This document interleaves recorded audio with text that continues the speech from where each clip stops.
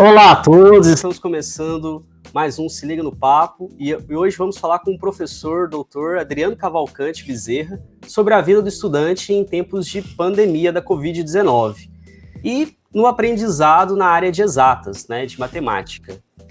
Mas antes de começarmos, é muito importante que você se inscreva no canal do Campus Trindade, ative o alerta do sininho no canto inferior direito aí da sua tela. Deixe seus comentários, sugestões para novas entrevistas, para a gente poder informar vocês com qualidade e trazer aqui um pouco de informação e conhecimento durante esse período à distância, Mas não sei se vocês conhecem, mas para quem ainda não conhece, o IF Goiano Campus Trindade, ele é uma instituição de ensino superior pública que tem compromisso com a formação humana, a ciência e a defesa da vida. No Campus Trindade, nós ofertamos cursos do ensino médio até a pós-graduação, com 60% da carga horária das disciplinas na modalidade de ensino à distância. Durante esse momento de pandemia deflagrado pela OMS, dos efeitos sociais da Covid mais evidentes são os fechamentos das escolas, universidades e institutos federais. Diante disso, o Campus Trindade ampliou o uso das ferramentas de ensino à distância e continua suas atividades, inclusive administrativas e docentes, pela internet, respeitando, assim,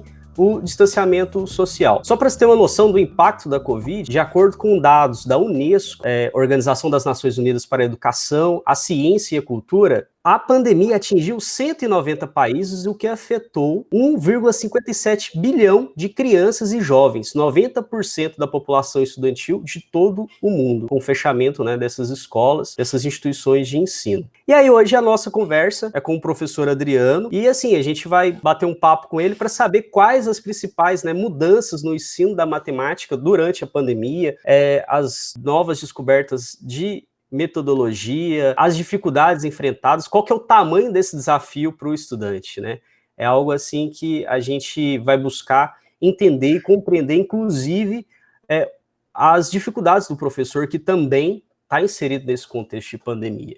E aí, vamos conversar aqui com o professor Adriano, que tem bacharelado e mestrado em matemática pela Universidade Federal de Goiás, experiência docente na UFG, na Universidade Federal da Grande Dourados, Universidade Federal do Mato Grosso e Instituto Federal de Goiás. Defendeu na UNB tese de doutorado em 2018 na área de análise geométrica e hoje está no Instituto Federal Goiano Campus Trindade, onde é docente em matemática nos cursos técnicos e superiores. Tudo bem, professor Adriano? Tudo bom? Seja bem-vindo no Se Liga no Papo, é um prazer recebê-lo aqui para a gente falar um pouco de educação, conhecer aí os desafios da atividade docente e da vida dos estudantes, A gente pensar em como melhorar. A gente sabe que, pelo seu currículo, você também, boa parte da sua carreira e da sua vida, você foi estudante e eu imagino que até hoje todo mundo continua a estudar. Como é que a pandemia, afetou a sua vida, o seu dia a dia, como também estudante?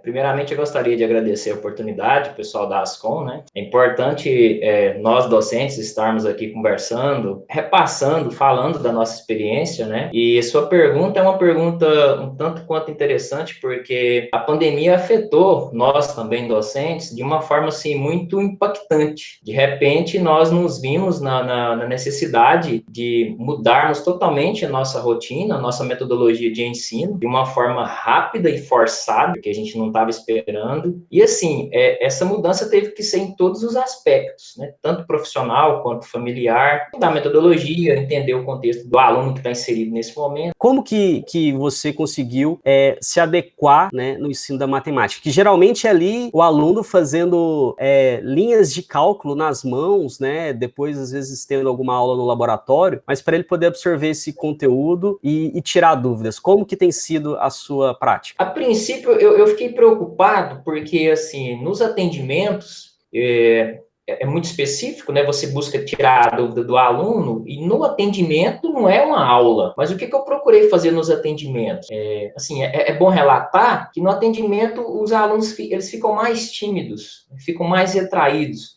Então, o que eu pensei?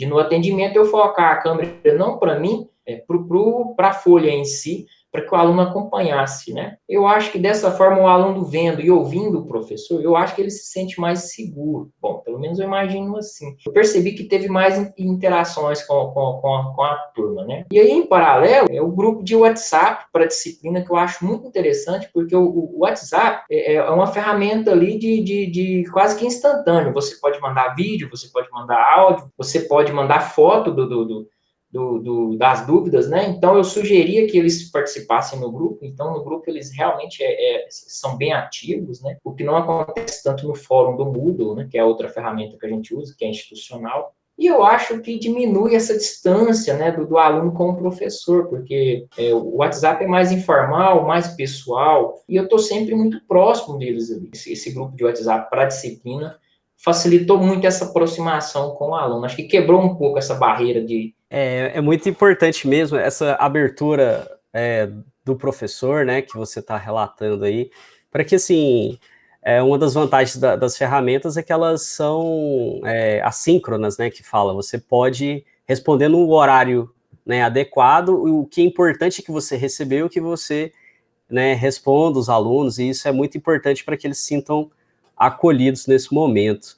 Como que você vê a reação institucional, a reação do campus diante desse cenário em relação a dar um apoio ao estudante? É tudo muito novo, e aí nós tivemos, né, a instituição, no caso, teve que se rearranjar aí de forma rápida. Mas eu achei muito interessante a postura do campus, muito importante até, porque antes da gente iniciar as nossas atividades à distância, o campus, juntamente ali com a administração e assistência estudantil, teve essa preocupação de entender o outro lado, o lado discente, né, na questão de recursos, né, de dificuldade financeira. Então, assim, o campus ele teve toda essa postura, toda essa preocupação inicial para poder não cometer injustiças, né? Como, por exemplo, aluno que não tem acesso a máquinas, a computadores, ou dificuldade de acesso à internet. Então, foi feito todo esse trabalho aí de levantamento, né, para ver a acessibilidade, a vulnerabilidade econômica e financeira dos alunos. Então, achei de extrema importância isso daí, né? O nosso campus acabou sendo referência de outras instituições, o Instituto Federal de Goiás acabou entrando em contato comigo também, que eu fui professor lá, com o professor Geraldo, que é o gerente de ensino, para pegar essa experiência aí e eles levarem para lá. Então, achei muito pertinente, muito importante, sim, né, para a gente não cometer injustiças e agravar ainda mais o quadro de dificuldade na nossa educação. Professor, como que está assim, o quadro da pandemia em si, né, aí na cidade que o senhor mora em Trindade? Essa pandemia, né, já há um tempo aí fora de controle, essa disseminação do vírus, né, no Brasil especialmente, mas aqui na minha cidade não está diferente não, né. Nós não temos, assim, uma estrutura que se compara, por exemplo, com Goiânia, que é a capital, mas, por outro lado, a gente está muito próximo, né. Então, assim, aqui em Trindade, o que a gente tem notícia, o que a gente ouve, essa curva de contaminação ainda está em ascensão, infelizmente. Nós temos um hospital de urgência aqui, mas, como eu acabei de falar, não suporta muitos casos graves, e aí o que a gente vê é que tem muita gente contaminada aqui da cidade indo procurar, né, auxílio em Goiânia. O que você assim consegue perceber até da aplicação, né, da matemática nesses gráficos todos da Covid que diariamente a gente acompanha? Então, você falou uma coisa interessante, porque até agora no primeiro semestre eu estava lecionando a disciplina de Matemática 2 para o pessoal do segundo ano de Informática, e nessa disciplina tem o conteúdo de função exponencial, função logarítmica. Então, assim, tem uma aplicação muito forte nesse contexto atual aí, porque a contaminação pelo Covid-19, ela obedece essa curva de contaminação, ela obedece uma curva de comportamento exponencial. Então, eu estava ensinando para eles quão é importante o aprendizado, né, da matemática, né, quão importante é a aplicação, porque o que a gente está vendo aí, inclusive, são estudos de modelos, de vários modelos probabilísticos, né, que representam aí o comportamento do vírus, né, dessa contaminação. E aí o que o pessoal está atrás, obviamente, é de um achatamento dessa curva aí para poder dar tempo para que os leitos de UTI suportem aí, né.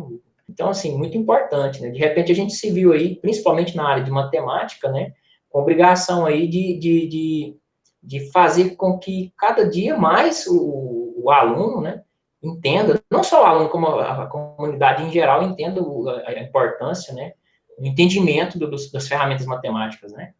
E até pelo acúmulo, né, dos casos em alguns dias, né, relacionado também a essa contabilização, a gente percebe que eles começaram a utilizar uma média, né, para ter uma referência mais fidedigna, porque às vezes o número de casos diários ou de óbitos, né, ou de recuperados, tinha uma variação muito grande de algum dia para o outro, não necessariamente refletia a realidade do impacto da pandemia. Então, eles estão começando a utilizar agora uma média móvel, né, que eles chamam. Sim, acredito que, bom, tem vários motivos, né, mas acredito que a forma com que é utilizado essa contabilidade, essa metodologia, ela influencia, assim, às vezes até levando ali a comunidade a ter um entendimento, dependendo da forma que é exposto, distorcido do que realmente é. É importante esse trabalho da educação até para esclarecer e ter, né, esse momento, essa contextualização de exemplo para os alunos. Mas, Adriano, me diz uma coisa, você, né, contraiu a Covid, como que foi a sua experiência propriamente dita com o vírus? Então, mais ou menos ali na segunda quinzena de junho, né, eu tive uma gripe, assim, um pouco estranha, um pouco de dor no corpo, né, uma gripe muito forte. E aí eu cheguei a ficar acamado um dia, assim, com o corpo ruim, dor no corpo, dor nas costas, né, mas não tive nenhum problema, assim, nas vias respiratórias, falta de ar, eu não cheguei a ter, mais dor no corpo mesmo, talvez um pouco febril. E aí foi rápido, uns 2 dias, eu até cheguei a pensar que pudesse ser dengue, e acho que no terceiro dia eu procurei um médico para fazer um exame, e aí o médico pediu uma tomografia, e aí foi detectado ali que o pulmão estava um pouco afetado, o que sugeria ali um quadro de Covid, né? O que foi realmente confirmado com o exame laboratorial ali, o que eles fazem ali, o